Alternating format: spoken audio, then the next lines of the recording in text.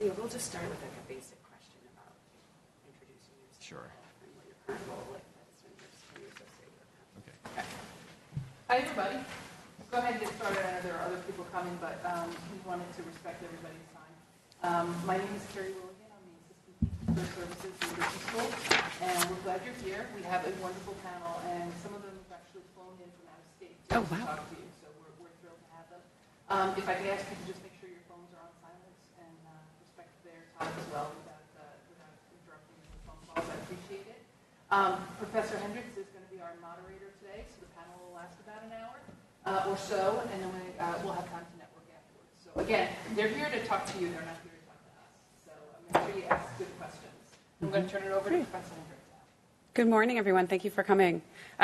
Carrie just mentioned questions, and I'm open, and I think the panelists as well are open to this being interactive. It's not just them talking at you. So at any point, if you have a question about what somebody is sharing, feel free to just raise your hand. Okay, I think the acoustics in this room are pretty good. We can all hear each other. Okay, great. Well, thank you for coming today, and thank you to all of our panelists, especially those who've traveled to get here today. I'm Professor Hendricks. I teach in the School of Business. A couple of my students are here, so thank you for coming. We're going to start really with just basic introductions. So I'm going to have each panelist, we'll just start this way and work our way down, introduce themselves, tell a little bit about their current role, who they're working with, just to kind of give what are you doing now kind of moment. Okay, great. And I'm going to have Wes give us a start. I'm Wes Royer. I work at Clarivate Analytics, which I don't know if anyone here is going to know, but if your campus uses Web of Science, that's one of the products that we own. I'm a product director there, and came to that role not even knowing what product management meant when I was here at Mason, which would have been way back in '98.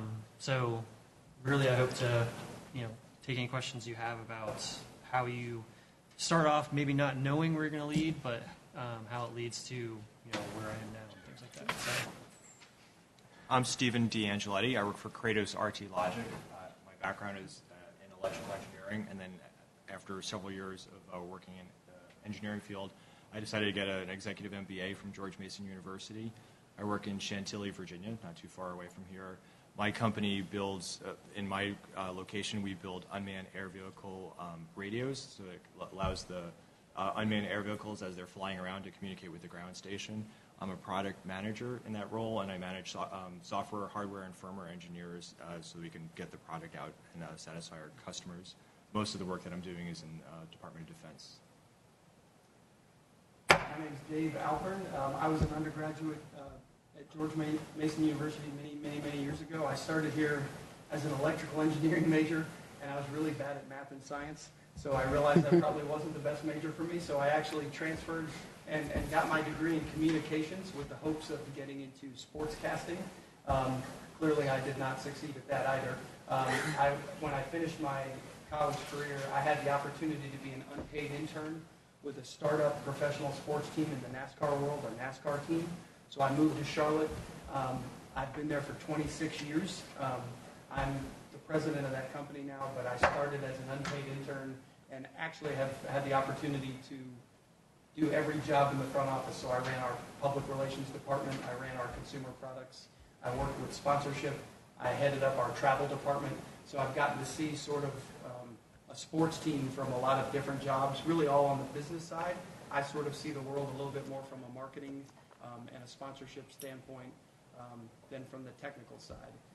And again, I'm in Charlotte, North Carolina, and the team I work for is Joe Gibbs Racing, and our owner is a Hall of Fame coach that used to coach the Washington Redskins and won 3 championships here and has now won 4 championships in NASCAR, and will be one of the only humans to be in 2 Pro Sport Hall of Fames when he's inducted in the NASCAR Hall of Fame this summer. Wow. Excuse me, this is Sherry in the VNOT. Could I please have every speaker talk into a microphone, please? Oh, yes, thank you. Just move, I guess we can move them a little closer to share. Yeah, thank you. Okay. I'm Katie Stewart. I'm with Cigna Healthcare. We're a global health services company. My role is Vice President of Client Management. And so basically what that means is we work with employer-sponsored plans. So if you're on an insurance plan today through your parents, likely they're getting their coverage through their employer. And I'm responsible for delivering on membership and earnings growth in the footprint here we call Mid-Atlantic, Maryland, D.C., Virginia. I manage a team of client managers who have to work with those businesses to renew their health plan each year in terms of the financials and the benefit plans that we offer. And I did not go to Mason. I'm a University of Richmond graduate. I was a marketing major and a sports management minor, so Dave has the job that I wanted when I was in college. Good morning. My name is Adam Siegel. I'm a procurement manager with BAE Systems. I work out of our Sterling, Virginia office. I graduated here in 1990. I resided over in Amherst Hall, not too far from here, so if anybody lives over in that area, hello. I now, in my procurement role, manage a team of 6. We have procurement analysts who do a lot of analytics with software, hardware, and other materials that go into the defense and aerospace industry. So we're buying everything from nuts and bolts to airplane parts to software and hardware. And because of that, we have to really understand a lot of different things. So my role is to understand a little bit about everything, which at times can be very overwhelming. But the one thing I will tell you is if you listen, you will learn. You're here because you're bright. You're here because you have a drive. And you've gotten to this point because you've succeeded at a lot of different things. So I would tell you to keep doing that and to be open to ideas and not be so focused on what you think you may want to do right now, because as some of the other panelists have said, where you are 30 years from now may be a lot different than where you think you're going to be 30 years from now.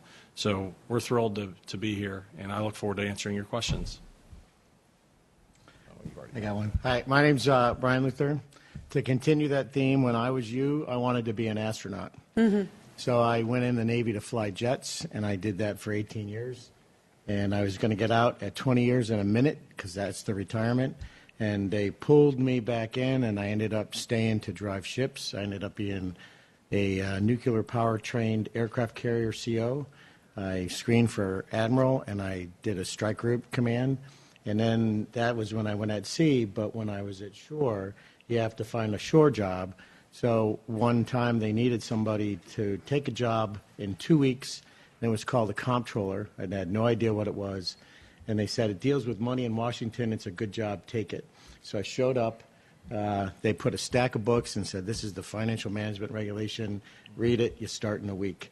And I eventually held many jobs in the financial management, 6 tours in the Pentagon. I ended up being the budget officer for the Navy as my final job. The only non-comptroller job I had was director of operations for the Navy. After 34 years, I figured if they wanted to call me a quitter, I'd quit. And so I left. I filled out my first resume a year ago, and I got a job with Navy Mutual Aid Association as the strategy officer. We have a medical issue with one of our VPs, so now I'm the vice president of sales as well as the strategy officer. So from an astronaut dream to strategy and sales. So keep your options open and always be questioning, because you never know where the journey is going to take you. Hi, I'm Mickey Urnava, and I currently join AIS, which is the Applied Information Sciences, and they're based out in Reston. So I'm working on an app migration project to the cloud for U.S. Air Force, and I did my bachelor's degree from the School of Management in 2009, and I did my master's in applied IT in 2014. So I'm a recent graduate from Mason, and I'm also thinking about getting my MBA from Mason in the future. And even in the past, I've worked on mostly on government projects in the DMV region, and also just that's my goal, like to work in the government sector. Yeah. Thanks. I'm Bruce Baldwin. I'm a special agent with the U.S. Department of State, Diplomatic Security Service. I unfortunately got here a little late, so I wasn't able to hear the rest of my colleagues up here, but thanks, Brian, for your long service. I'll start with my Mason experience. I went to Mason and graduated in 2005 with a management degree. Back then, it was the School of Management, SOM. And I minored in criminology. I was a baseball player here, started all 4 years. And from there, I went on to play minor league baseball. And after that, I was a contract specialist, a lot of procurement experience up here. And though I thought I was okay at it, it was just not my cup of tea. So I wanted to do a little something more exciting, and I jumped over to the Department of Labor as a pension investigator, looking after your 401ks out there, protecting them. And then I joined the State Department. From there, I've had many different assignments, lived in different countries. I lived and worked in Khartoum, Sudan, went through an attack at the embassy there shortly after Benghazi. From Khartoum, I went to Kampala, Uganda, lived there for 2 years, came back to the States, and I was in our Office of Protective Intelligence. And then I went back overseas again to Algiers, where I learned some French, and I was the number 2 of our office of about 200 plus people. And now I'm back here, which allows me to be here with you all and try to hopefully add value to you and provide help to you all. So thanks. Wonderful. Great. So I think the first real question I want to throw out is interest in learning a little bit more deeper level of what you do on your job on a daily basis. And one thing that we try to emphasize here in the School of Management is a lot of soft skills. So when you're answering that, thinking about the hard skills or the typical responsibilities, what is your day-to-day like? But also if you could filter in those soft skills that you really use to make your job happen and the magic happen every day, so that they know kind of what to expect out there. And we don't have to go down the line. If anybody wants to volunteer to start us off with that, that'd be great. And then we can take it as it comes. Okay, great. Go ahead. Thank you, Alan. For those listening in, I assume there's people listening in. We had what sounded like somebody coming through a speaker. They're videotaping us. Yay. Smile. Great. Soft skills are very important. All of you have a phone, right? Every single one of you. It's a little computer. We were just getting laptops here at Mason when I started in 1986. It is a huge distraction. Your soft skills are going to help you succeed. Doesn't matter what you're doing. So what I would tell you is kindness still matters. Courtesy still matters. Listening still matters. If you're one of 50 people in the room and you're looking at your phone while somebody's in the front looking or speaking to you, it's not a good look. And I'm sure you've been in class where you've seen some of your classmates, probably you yourself. I know I'm guilty of it too. I sit in meetings every day where people are looking at their phone. Soft skills are going to be why you separate yourself from your competition. And those of you sitting in this room are sitting next to your competition, whether you like it or not. You can be friends. You can be courteous to the person sitting next to you, but you are competing with the person you're sitting next to in some form or fashion. By being courteous, respectful, kind, and having great listening skills, you may be a mediocre technical person at the actual skill itself. But those soft skills are going to set you apart because people are going to remember you. When you say thank you and yes, sir, and yes, ma'am, it's not just a Southern thing where I grew up. But living here in Northern Virginia, I can tell you the folks that are courteous and kind and respectful, they succeed if they come through on the promises that they make and the jobs that they do. So you still have to do the work, okay? But if you do your work with your head down and you're not respectful or courteous and you don't listen, you may get forgotten. So I would tell you to speak up, let people know who you are, introduce yourself, shake hands. I saw something on this board behind about the skill of shaking hands. Make sure you give a firm handshake and look people in the eye when you speak to them.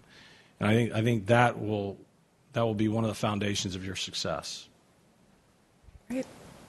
Thank you, Adam. Anyone want to go next? Okay, Katie, thank you. So my day-to-day, can't tell how close to put my mouth to this, really is, I would say, managing internally and externally. So in my role, we are selling health plans to business owners, right? So a lot of that is negotiation skills, and it gets to relationship building skills. So having a trusted partner on the other end, being able to have those sort of honest conversations and get them to give you information you need in order to close the deal. But then you have to take that internally as well. So within the organizations that you work for, you have to be able to navigate within the matrix of the partnerships you have internally to get done what you need. So to me, I think, when I look at my team in how we are in the Cigna footprint nationally, we're one of the most successful sales teams in the country. And what differentiates it to me is my team and my ability to build those relationships externally and internally, and kind of getting to what Adam said is and deliver on the promise we have to our customers and our clients.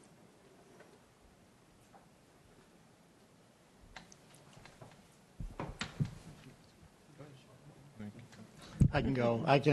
I'll talk to you from a couple things. So I do, as a strategy officer, I'm a leader of leaders, and I set the strategy for the company as it goes forward. And as a vice president of sales, I talk to the sales team. And so I'll go on with the phone thing. Wherever you're at, be there. I take away phones in my meetings. Now, the president of the company doesn't, so we disagree with it. But I find it disrespectful to sit, and if somebody's given a presentation and you're just clacking away, because I don't care what anyone tells you, you cannot multitask. You cannot write an email, listen to a brief, comprehend the brief, and then articulate something to that person. So you're being unproductive on two fronts simultaneously. So if that's how you want your multitasking measured, you're a success. So, but I think that when you focus on your task at hand, and as Adam said, right, as you know and engage with the person, that communication, when you focus your attention on there, that's where the true value is made.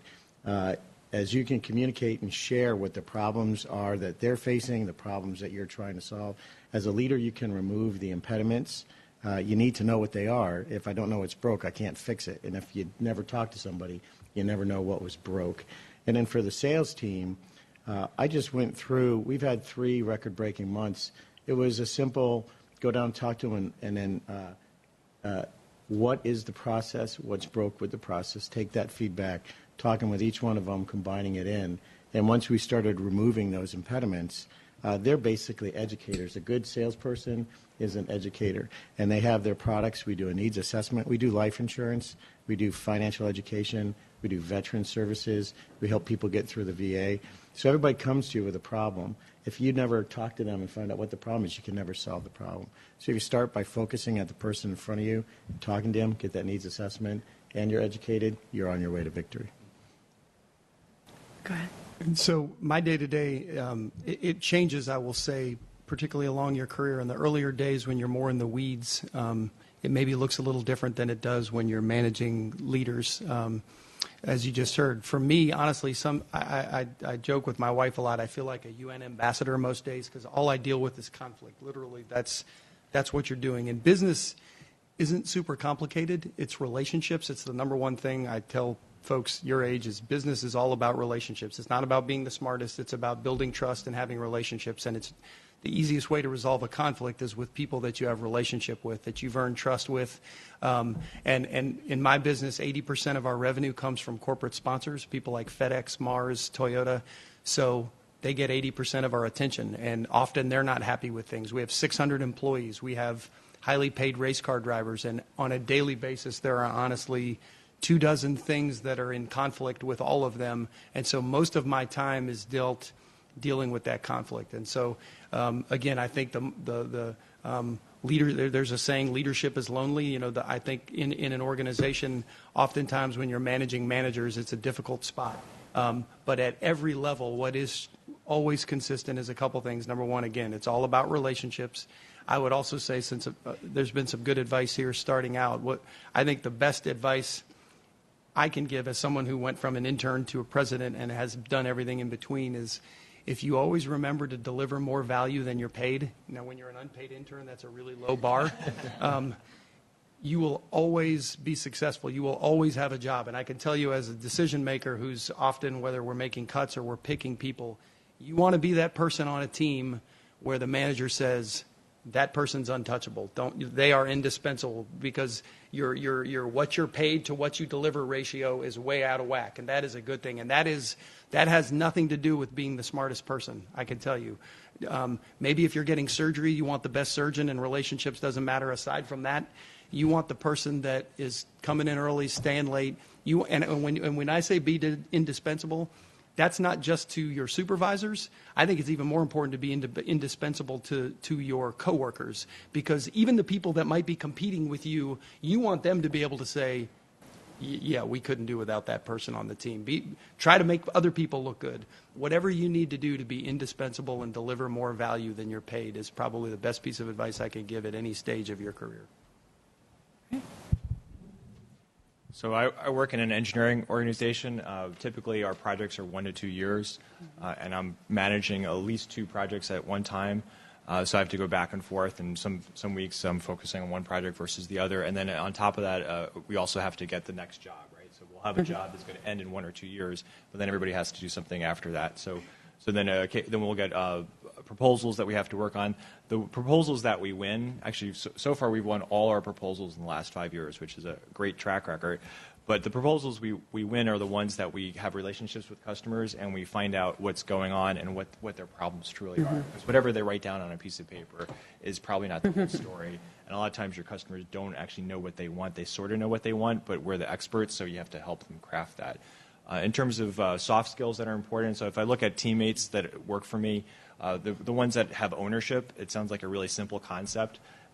That's really important. Someone that's going to take that task and finish it, and that you can count on, or say, I'm going to finish this on Thursday, and they'll get it done on Thursday. Or if they find out that they can't get it done on Thursday, that they know as soon as possible. They tell you on Monday that they can't get it done, so you can kind of figure out as a team. So ownership, communication skills. And although you're competing with people, I think more of it is more of like, you're trying to grow the pie so that you all benefit. So it's less competition and cutthroat than try to help everybody else in your team so you all get to a better place. Wonderful.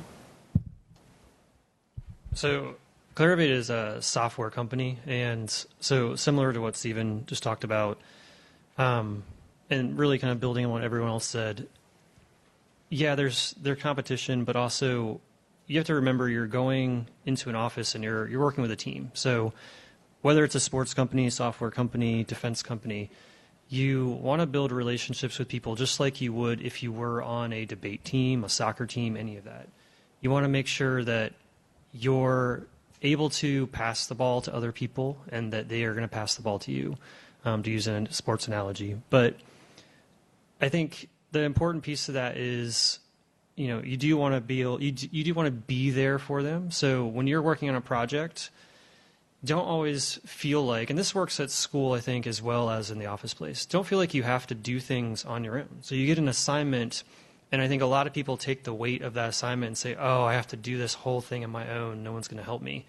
That's, in today's work environment, that is not how you want to work things. You want to build relationships with people so that you can go to them, because they may very well be subject matter experts in specific things that you need. So I work in product management, and that means bringing a product to market. And so through my career, I was a software developer for several years. I worked in digital marketing for several years, and then business analysis, ran a QA team. So I'm very much a jack of all trades. I am not an expert in any of those. I think I've started to become more of an expert in product delivery and product management, but I think the thing that helped me do is really check my own ego to say, oh, I have this project, I need to work with these people. I have experts I can rely on. I can build their trust, and I want them to know that I believe in them, I trust in them to help me accomplish the same goal for the overall company. I think if you build that kind of teamwork with your work team, your department, even people who work in other functions or departments that you don't normally think you'd work with, but man, when you have a question for the finance team, and I am not a finance person, even though my dad was, it is great to have a relationship with a couple people in the finance department and it's great to go talk to someone in legal counsel when you need help and be able to get the answer a lot faster than if you didn't have the relationship with that person. So build those relationships, build that team. I had a previous president who used to talk about the circle of trust, and that circle of trust is not your peers, and it's not just people in your department. It's literally build a circle of trust across many different departments with people that know things that you don't know. And I had another CEO who once told me, if you ever walk into a meeting with a lot of people and you feel like you're the smartest person in the room, leave that room. You want to actually, learning is one of the biggest soft skills. I don't ever have that problem. Thanks for sharing, Dave. Yeah, that's a good thing, because learning outside of the academic environment, learning is the biggest soft skill. You want to constantly absorb and listen and watch, and because everything you take in from what everyone around you does, I guarantee you, whether it's a month later or 2 years later, you'll be sitting on a project or in a meeting, and you're going to all of a sudden have some memory triggered and think back and say, hey, back then we tried this, or someone mentioned this. Could we do that? And all of a sudden everyone on the team says, yeah, no one else thought of that. Let's do that. You weren't the smartest person in the room. It's just you surrounded yourself with smart people, became friends with them, learned from them, so that you could bring and share that knowledge later to be successful and make your team successful. So Wonderful.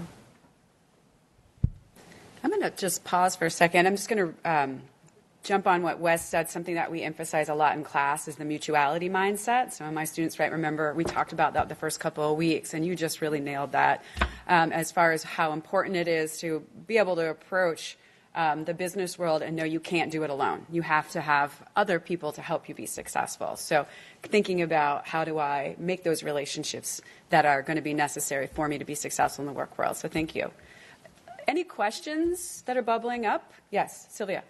So going along with the relationship building, I think many of us college students, we get into group projects, and we may or may not have one or two difficult classmates that may or may not want to participate. So if you guys could go back to when you were in college, how would you handle those classmates? And then reflect on it now, having an employee that is not as participating. Great question.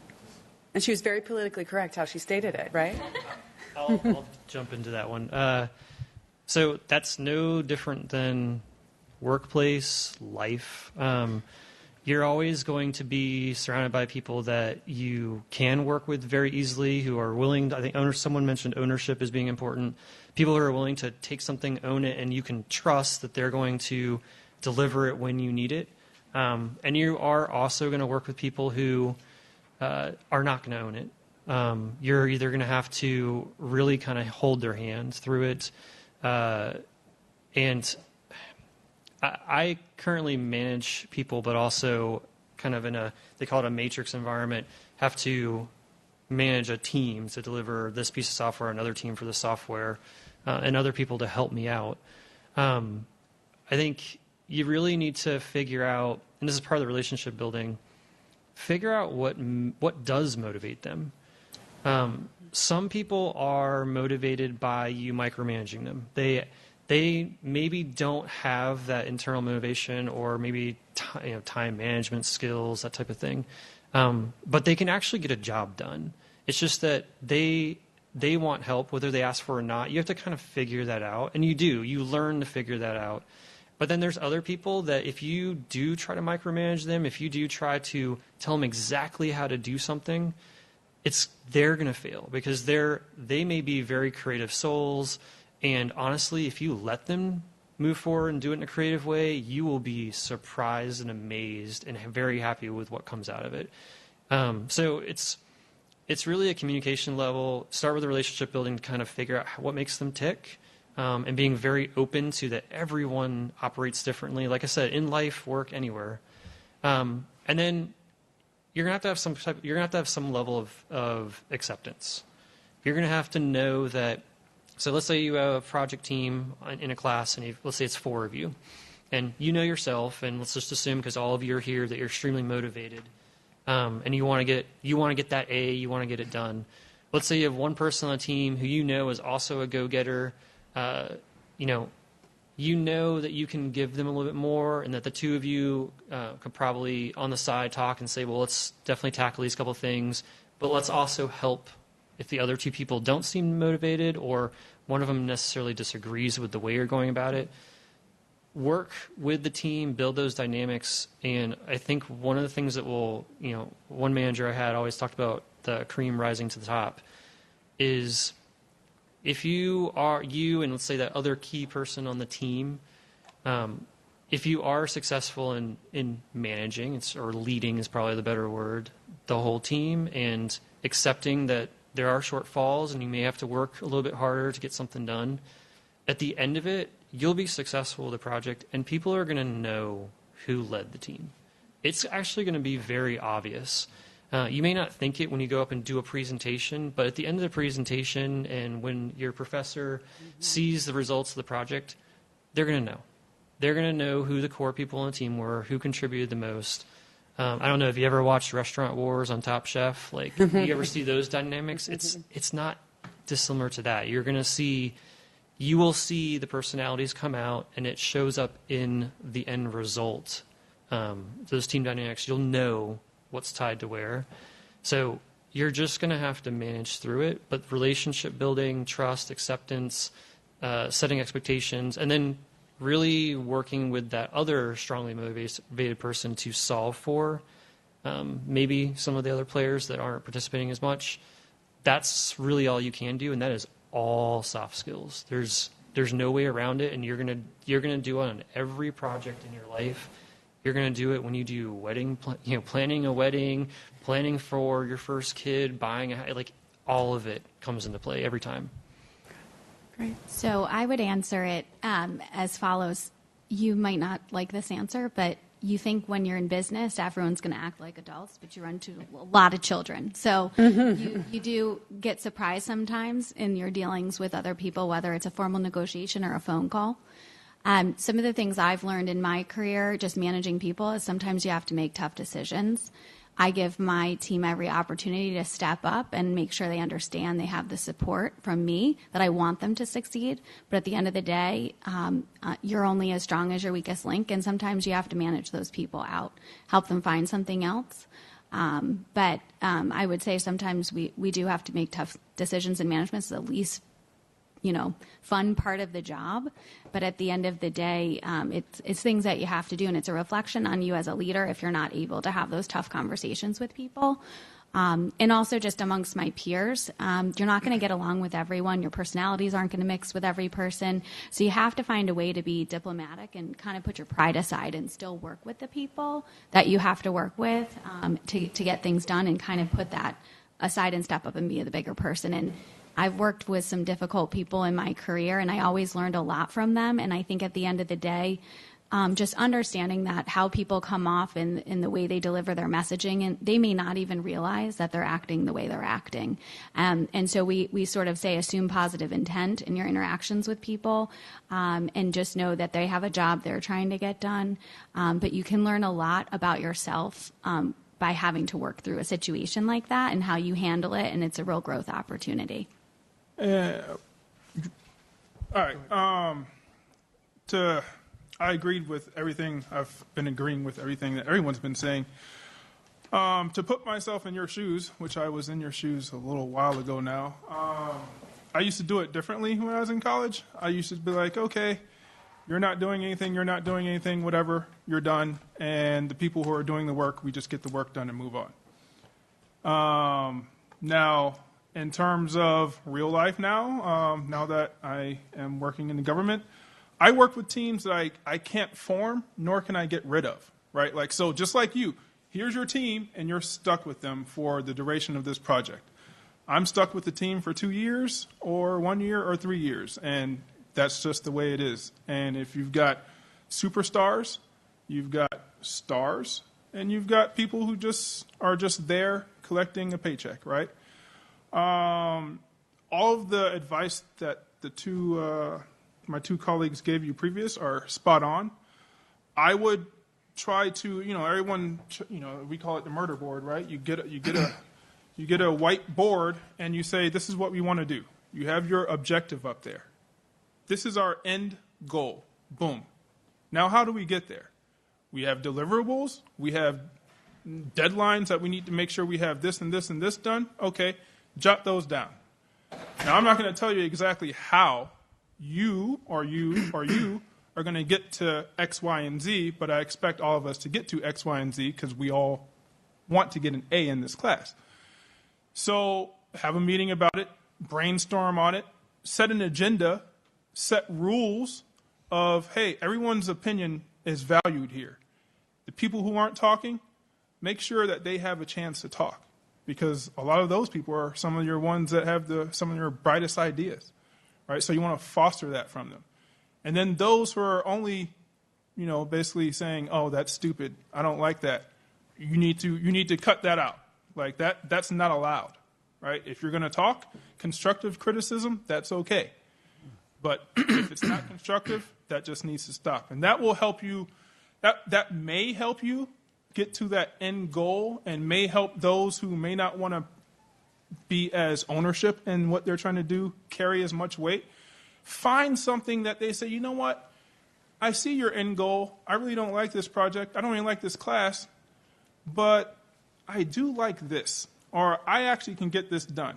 Okay, cool. That's yours. Make sure it's done by X, Y, Z, and let's move on. So, and that's how I would do it now, if I were you. I would just throw one thing in. It's all good advice, but one of the things that, when I started, I was in charge of me, and then my last job was 10,000 people in the Navy. So as you mentor people, you want to try and construct frameworks so that you can make it repeatable. So you got all this advice up here, but somehow you have to internalize it. And the way I found helpful was for this scenario, I just constructed a 4C. There's always going to be contributors.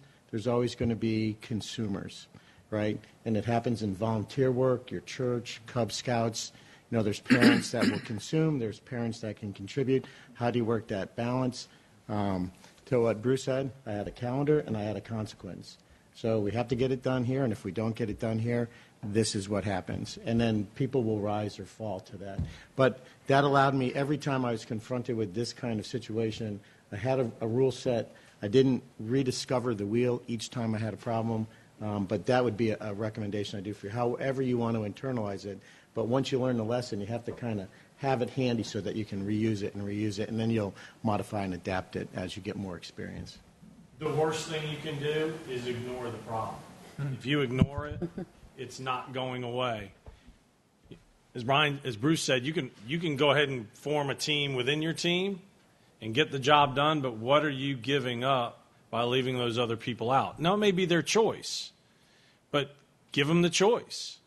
At BAE, we actually have an internal university, and one of the classes that we can take, no charge, it's all online, is how to have difficult decisions. I like to make peace with people. It's how I was brought up. It's how I've always been. But as I led more and more people, I realized that I couldn't be nice to everybody. We talk about courtesy and respect, but there are times where you're gonna have to be a jerk. You can be it in a professional way, and you can handle the conflict and take care of the business at hand. It's never personal. Somebody said down here, they may not even, it might have been you, they may not even realize how they act. So assume positive. Don't ever go in assuming the negative, because you will be surprised. The very people that you think aren't going to contribute are going to at some point give you some information that is going to make you say, wow. But if you're not open to that, you'll never get it. And instead of getting the 100% or the 95%, you may only get 80 or 85%. Now, that may get you success, but it might not be the level of success that you could have had, and you won't even know it. And that's the sad part. As you lead people, most of the time we won't know what we could have had. So be open to that. Right. So, Go ahead. So Sylvia, I think it gets easier. Maybe I'm the only person who's going to tell you this, but I think school is a little bit different because I think the accountability sometimes isn't there. You can't do that kind of garbage in the professional world because people have to address it. Even in an executive MBA program, I encountered that, and we had to it was just so blatant that we had to go talk to the professor about that. But in general, if you lead by example, people will usually follow and come along to your mission. So I think that's not a problem. And again, I think what was addressed was, dealing with difficult situations. I was on a project team as an individual, and there's one guy who never pulled his weight, and then I became the leader. And then I said, I don't think this guy's pulling his weight, and it's been a year, and has anyone else noticed? And everybody else said, yes, someone's finally addressing this, so you have to go ahead and address those situations. I just want to add one more thing, and I'm sure it's been said before, but as a student, you want to focus on your own path, right? But you have to understand also there's people you'll meet at campus who comes from different walks of life, they have different ambitions, different goals. So you have to think in a bigger picture, and even with work, there's at most jobs, what I've seen, there's transparency. People would see, they'll notice. So also work on communication skills, and that will also help you build your time management skills and organization skills. So it's like a circle, basically. It'll help you guys. Great. Thank you, guys. That was wonderful. Great question, Sylvia. Would anyone else like to ask a question? Yes, sir. I noticed a constant trend is that a lot of you are in an industry you never thought you'd be in. So my question is, what was your biggest learning curve in going into what you're doing? And did you respond better to negative reinforcement or positive reinforcement? Right? Everyone. So I would say this. I vividly recall my first client meeting ever. So I started as a client manager, meaning that I owned the direct relationship with the client. And I walked in and I had my little spiel ready to go and all my reporting. And they asked me a question I couldn't answer. And they said, get out of this room and don't come back until you know the answer. And I went in my car and cried for half an hour and then went back to the office and figured it out. But, I would say all these industries, and I would argue that some of the talent at this table, very complex skill set that you need. Insurance is a complicated industry and it's constantly changing. So I would say my biggest learning, I've been in the industry 16 years, it's constantly changing. I will never know the answer to every question, and that's okay. And as I get further and further away from the day-to-day, I actually don't need to know the answers to how everything works, as long as I have people to call that can give me that answer. I would say also a big learning for me has been I serve on a board for a nonprofit in Arlington that helps with families experiencing homelessness. And it's been a really eye-opening experience for me to know that I've been in insurance for 16 years. I've been in sales and sales management. But a lot of the skills I've developed over that career are applicable across any industry. As I work with this nonprofit to help them with their fundraising, help them get additional grants, help them do events, etc., it's made me a lot stronger as a leader, because I've realized that don't think the skills you develop, no matter what industry you're in, are only applicable to the industry that you're currently in. You can change industries, and the higher up you get, the less you need to be in the weeds. So to me, that's been a big learning, I would say, in the last 5 years, is that don't be afraid of getting away from the day-to-day knowledge, because you don't need it the higher up you go. But and just know that it's applicable across industries. All right. Thank you, Katie. Anyone else want to weigh in? I was just going to say real quick, I encourage everybody, understanding the way you're wired is very important. And oftentimes at your age, I know for me, I never took a personality profile. There's a lot of really good ones. If you haven't taken, I would take all of them. I would do DISC assessments, Myers-Briggs, Enneagrams. If you can do an actual aptitude test, that's even better. That's different than a personality test. Everybody has a wiring. Again, as an example, I think in life there's a sweet spot, which is the intersection of your greatest talent and your greatest passion. Just because you're good at something doesn't mean you're passionate. I'm an example. I scored really well on my math on my SAT. My dad was an electrical engineer. So without taking any testing on who I was made to be, I went into engineering school. I would have been a horrible engineer. For no other reason than that's just not what I was wired to do. Every aptitude test said you need to be dealing with people. I think of the world at 30,000 feet, 3 years down the road. I need a job that takes advantage of that, dealing with people, peacemaking. And so a lot of times it just takes you years to figure that out, but aptitude testing can at least help narrow the bucket of things because there are certain jobs you're going to beat yourself up and think there's something wrong with you, when in reality it's like there are introverts who don't like speaking, and if they have a job where they're speaking in public and they're miserable, they're going to wonder what's wrong with them. It's just because they're doing the wrong thing. It's not what they were made to do. So you can adapt to things, but a lot of it is start by just understanding who you are and who you were wired to be. So Great advice. I want to add to what you said there, Dave. You talked about the different personality tests. There's a book that I read about 5 years ago that you can go out right now and get. It's about $15. It comes with a CD. It's called Emotional Quotient. It's different than your IQ. Your EQ you can change. You can learn. And there's a CD that comes with it, or you can download it using the license key. You answer a series of questions. Travis Bradbury, he's a PhD doctor. And I would urge all of you to write that down. And if there's one thing that you do when you leave, is go get that book. I call it bathroom reading. You can literally read it over the course of a day or two, and get it done quick. You answer questions, and it'll tell you exactly what your aptitude is and where you are. And you are going to be surprised if you answer the questions honestly. And then 6 months later, by taking that knowledge and applying it in your classes, in your coursework, in your interactions with family, your jobs, wherever you go and do your work, you take it 6 months later and it rescores you. And then you try to internalize it. I can't speak highly enough about that because awareness is so huge. If you don't know where you are, you're never going to get where you need to go because you don't know what path you're on. So I would urge all of you to go out and get the Emotional Quotient book, or you probably download it and even read it on your computer. And I'll touch on a little bit of that as well. Spot on. Definitely know who you are. I just came from Professor Lando's class with mock interviewing people, and that was one of the consistent themes. Know who you are. Be yourself. I'm married, and I took my Myers-Briggs probably a few years after I was married, and I found out my personality type, gave it to my wife, and found out hers. And I'm an ISTP. If you want to look that up, you can figure that out. She's a INTJ, and P's and J's don't mix. But after taking it, I was like, oh, now I know how to manage the relationship, right? So I know how to manage the conflicts that exist because of our P's and J's. And that will, just knowing that, it's awesome. But from your perspectives on why you're here, obviously that will help you go far in life. And you asked the question of, we are doing things that we may not have thought we were going to do. Well, why limit yourself on saying, this is what I want to do, right? Like, I wanted to play baseball. I did play baseball. But when I was done, I did some other things. I think the beauty of having a management degree is management degrees touch on everything that you will do in your professional careers.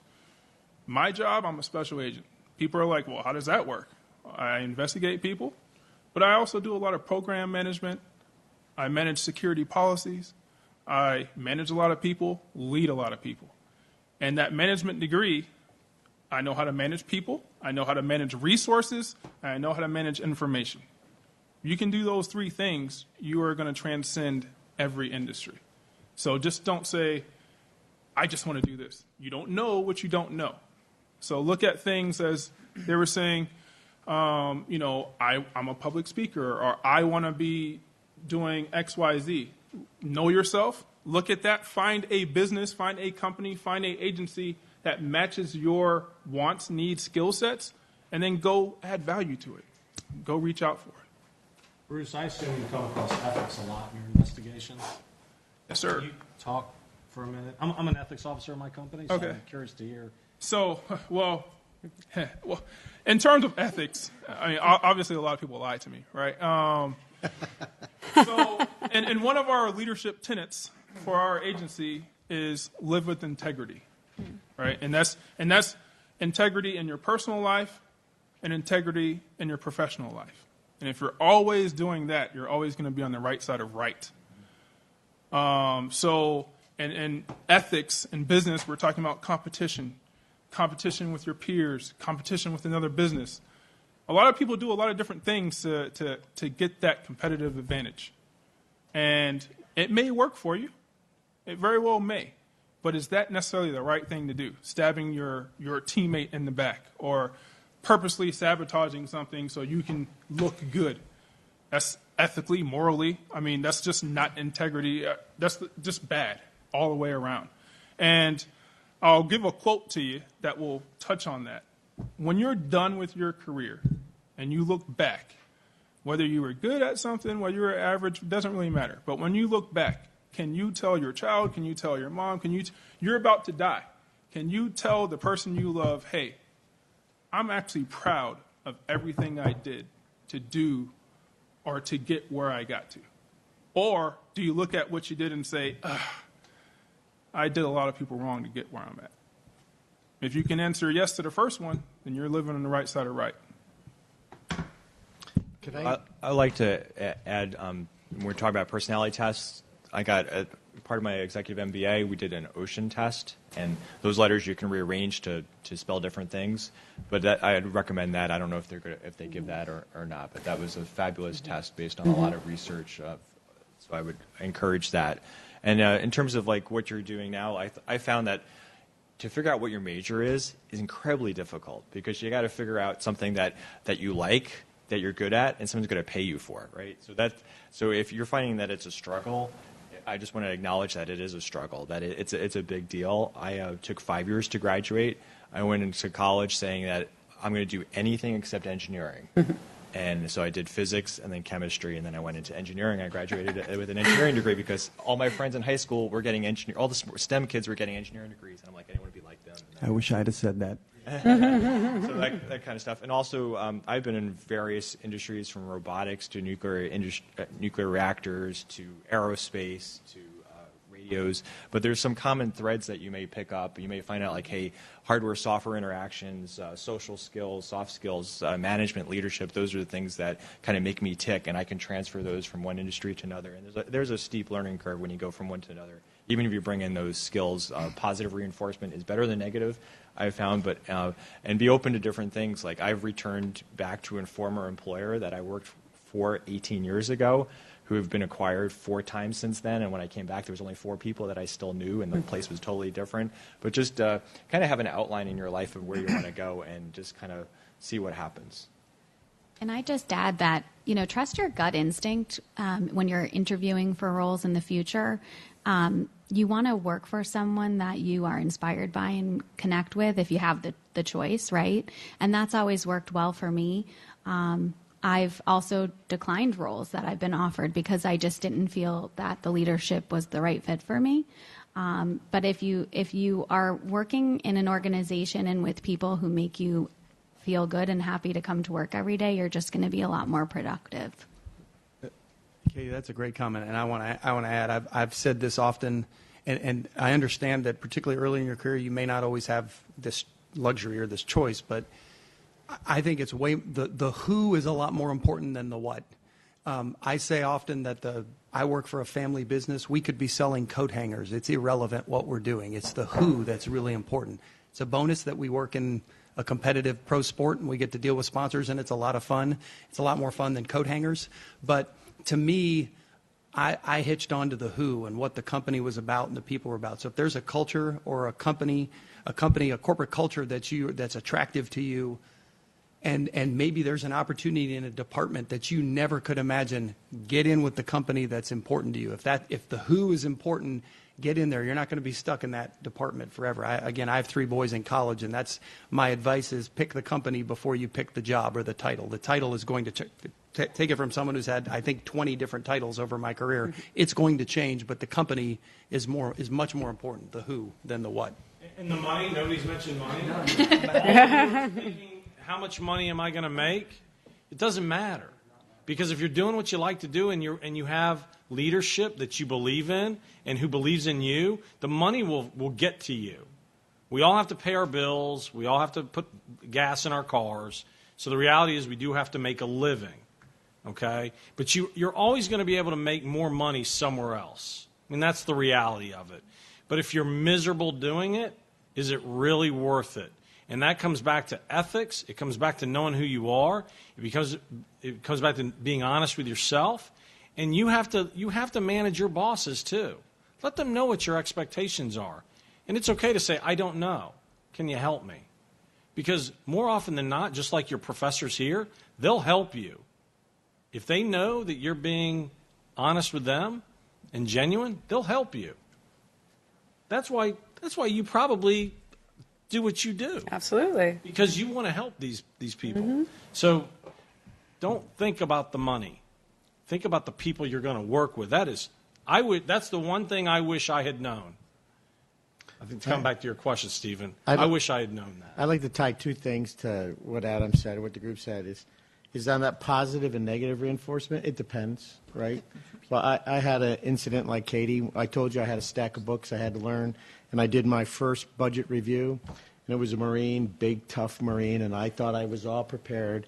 And I did my questions, and I said, okay. And he goes, is that it? And I said, that's it. And he goes, no further questions?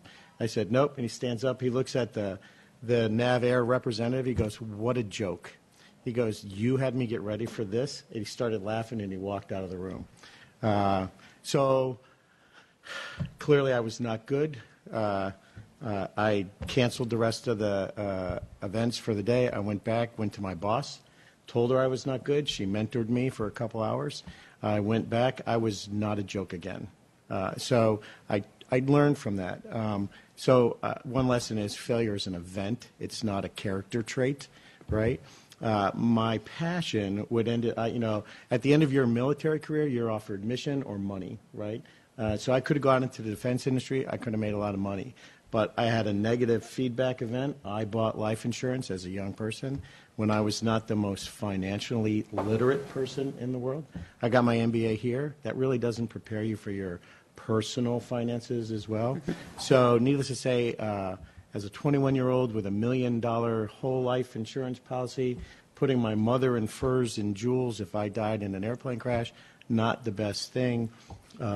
Front-loaded funds, I lost a lot on that when my mutual fund went out of business, right? So how does a mutual fund go out of business? Poorly managed. So I took that lesson, and now my passion is financial literacy, which is one of the things we do, because I can't tell you how many young sailors get their first paycheck and get themselves in trouble over money. So one of the things that my company does and why I gravitated to the mission was how to help people manage their money so they don't put themselves into problems down the road. So it all loops back. You can learn from those and then use it to build just strength for the future. One quick 30-second piece of advice. I'm going to sound like a dad because I am.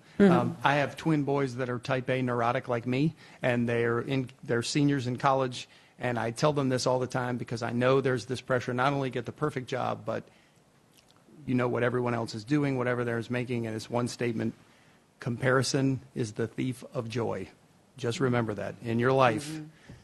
And I can tell you, every one of us has somebody that we look at that goes, if I were just more like, it never stops. It literally will never stop. So do what's great for you. That's okay. Don't compare yourself to the person sitting next to you or anybody. Again, very dad thing to say, but I'm just telling you, it is a fact.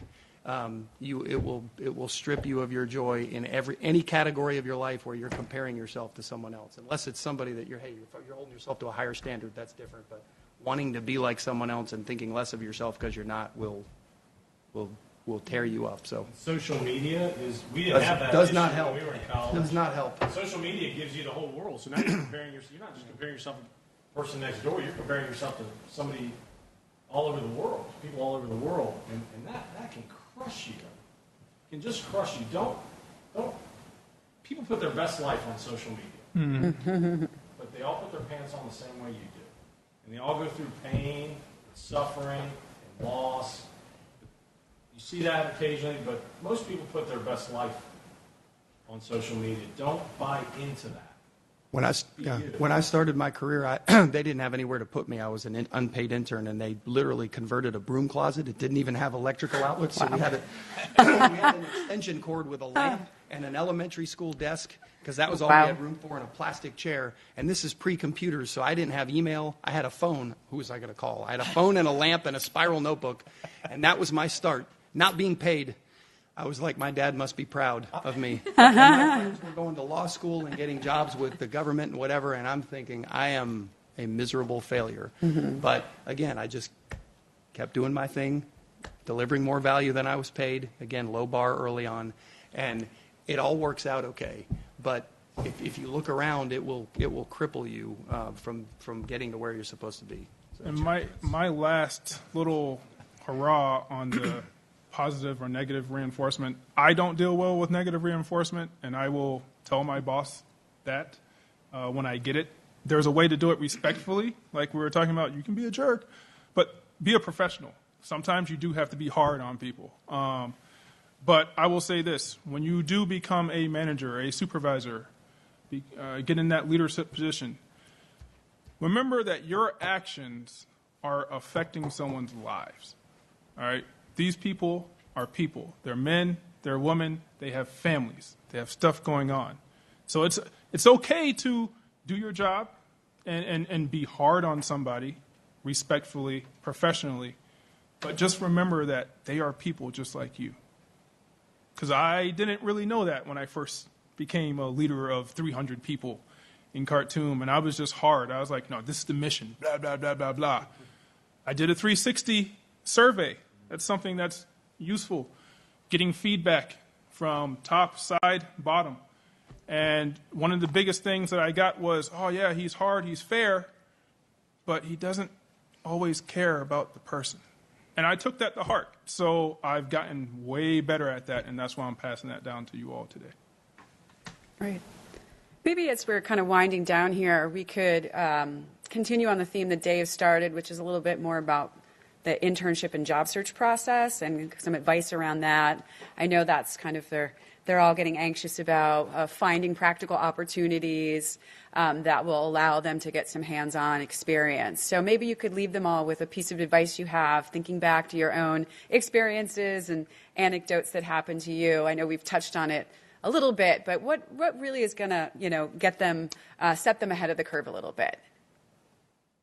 If I may, so basically I can give you an example, like what happened with me. So back in 2009, there was an economic crash, right? Like there was basically no jobs. And as a recent graduate, it was frustrating and even tough. And even to point like what Adam said, like, sure, like money sometimes is not a driving factor, but when there are no jobs and you're living in DC region, like the rent's high, like you have needs and everything. So I took up like unpaid internships. I was doing full-time. It was a full-time position disguised as an internship, unpaid internship for like 4 months. Didn't get the job. It took me a year. Then I went into IT.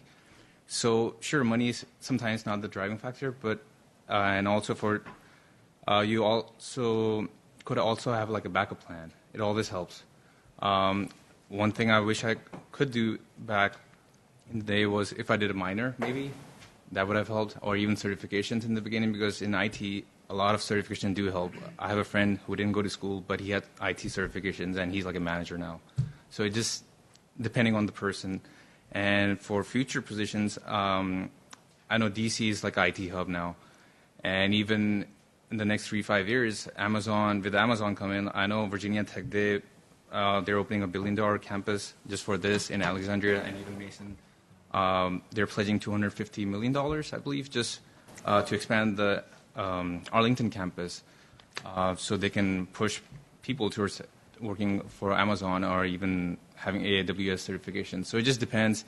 And also, for some people, like social media, even I would say LinkedIn sometimes works for some people, and even Indeed. But you have to keep updating your profile. And I know that even there's a lot of spam over there too, but you just have to treat carefully. And yeah. So I would add to the social media comment, we will look you up. So make sure your profile is appropriate. All the time. You'd be surprised the number of people we've gotten a resume that looks great, and then we look at their Instagram or Facebook or whatever, and we're like, I don't know about that person. So people will look you up. My other advice is network. So in our hiring process, if your resume comes across our desk through a contact we know, you already have an edge against the other applicants because someone's been willing to vouch for you to get your resume where it is. So to me, you start ahead. Now, you have to be the best candidate, but network, don't be afraid to ask people for help. those are the folks who get those roles, are the ones who know someone and step up and are, demonstrate that they want the job and obviously interview well, et cetera. But don't be afraid to ask your friends, family, anyone make connections, attend events, that sort of thing, shake hands. I think we talked about that earlier, but if we've already met you or made a connection or somebody we know and trust has, you'll have a lot better opportunity to get that job as long as your social media looks normal. You hit on what I was going to talk about. Use your professors. That's why they're here. They're here to teach, but they're also here to help. So I wrote something down last night. Use your professors as resources for work. Be willing to just get in. Mm-hmm. Dave was unpaid and sat in the basement while his friends were going to law school. Just get in.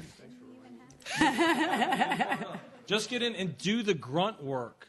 Okay? You don't have to have the most brilliant job out there so that you can brag to your friends and your neighbors. Just get in and do the grunt work. You will get discovered. It does take time, though. It takes time. I mean, it's not 6 months. There's no question, and everything is so fast. And just remember, it takes time. Build your skills, build your network, reach out to your professors, reach out to your neighbors that you grew up with back home. Find out what they do and who they work for, and ask them: are there any opportunities? Are there any positions in your company that I could do? And interview them, because they'll tell you. Because most of the jobs that are available are not online. Okay, and I would urge all of you to take your LinkedIn and reach out to us. Mm-hmm.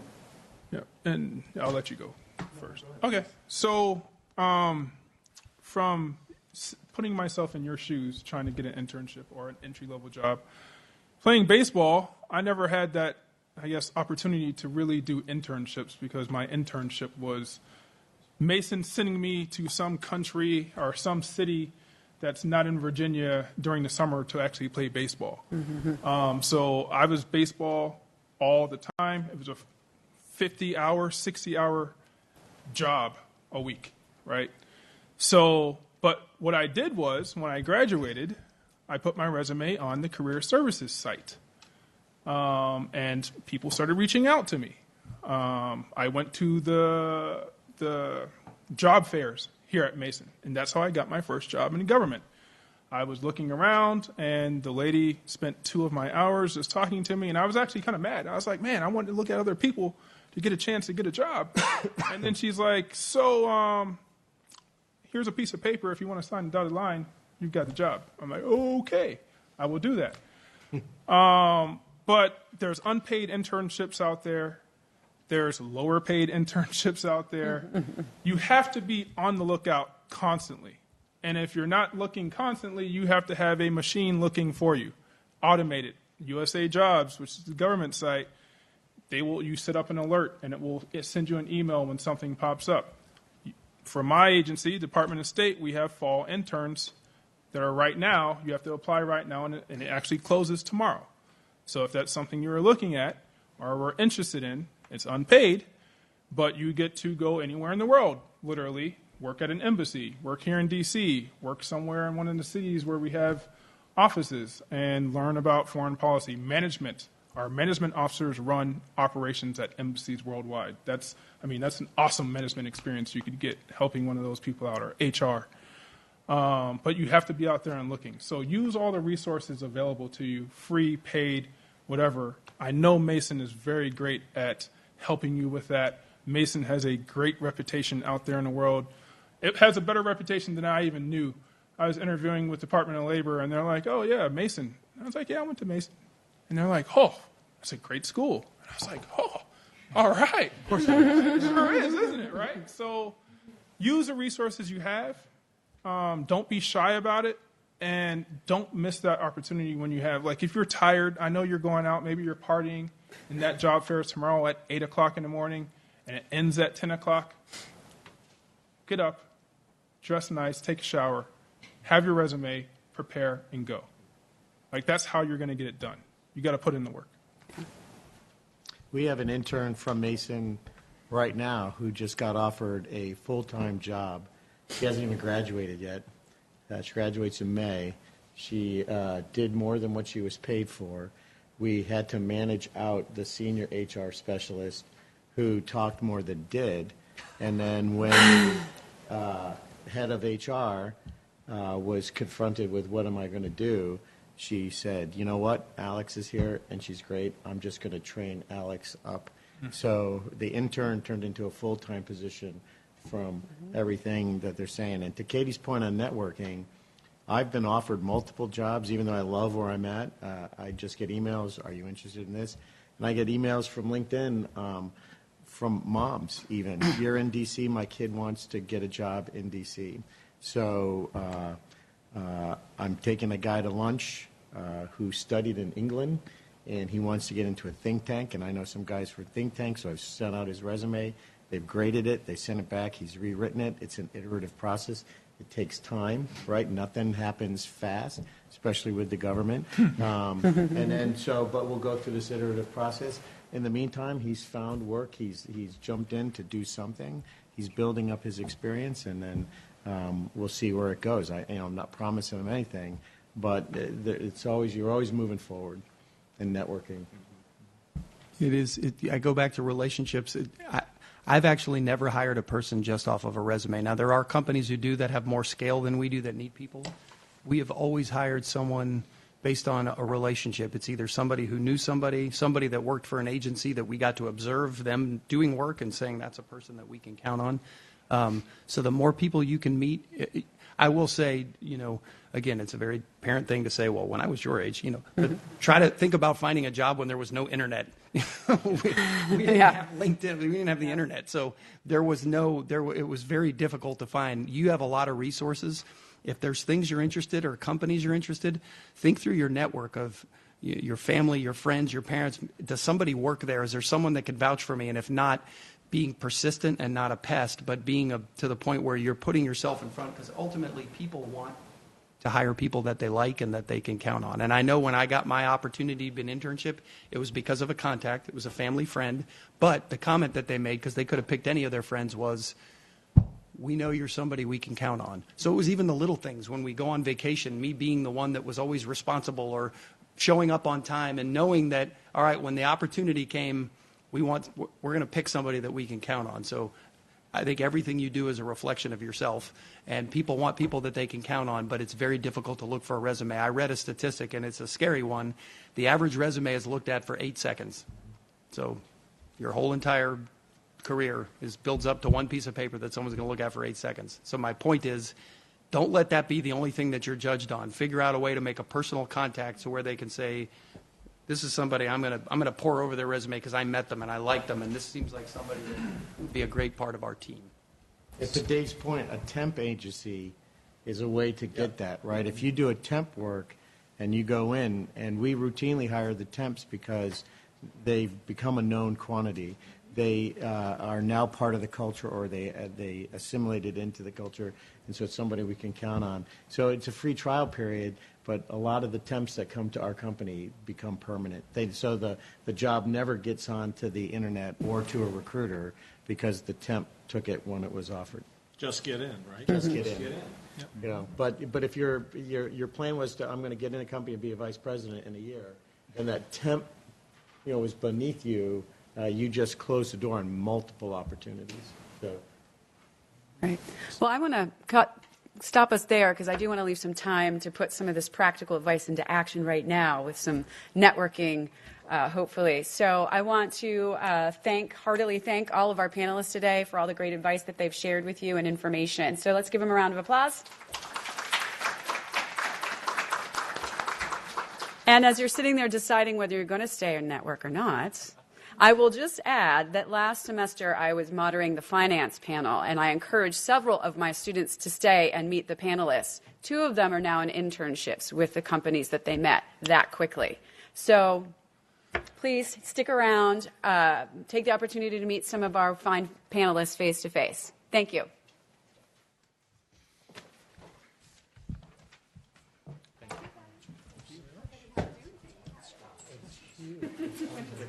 Someone to speak first, and then it just